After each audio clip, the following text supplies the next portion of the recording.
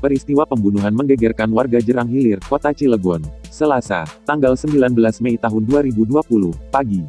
Pelaku pembunuhan tersebut adalah D26, terhadap korban Budi Effendi, 55, yang tidak lain adalah bapaknya sendiri. Kasat Reskrim Polres Cilegon AKP Maryadi mengatakan, motif pembunuhan dilakukan oleh pelaku yang kesal antaran tidak diizinkan keluar pada malam hari sebelum kejadian. Kejadiannya subuh sekitar jam 4 waktu Indonesia Barat, malam harinya cekcok tidak diizinkan keluar sama bapaknya, kata Maryadi, dikonfirmasi Kompas.com melalui sambungan telepon, Selasa. Berdasarkan keterangan yang digali pihak kepolisian terhadap pelaku, kata Maryadi, korban diduga dibunuh menggunakan golok yang melukai leher korban.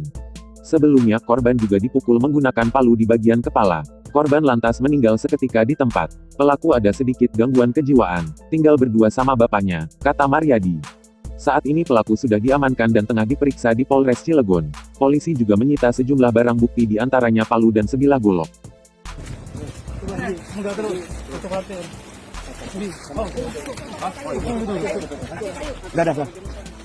Oke itu nih, foto dulu. Enggak, biar Iden aja. Biar Iden. Udah ini aja bawa Mako aja.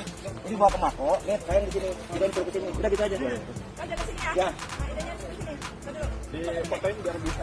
Iya. Itu habis. Ya, video lagi nih. Tunjukin sama kamu. Ini. Ini. Mana? Tunjuk sama kamu. Tangannya Hei. kelihatan Pak, tangannya yang dia nunjuk. Ya udah. Udah ya. Tar. Iden, udah nanti Iden. Udah ini amankan dulu aja.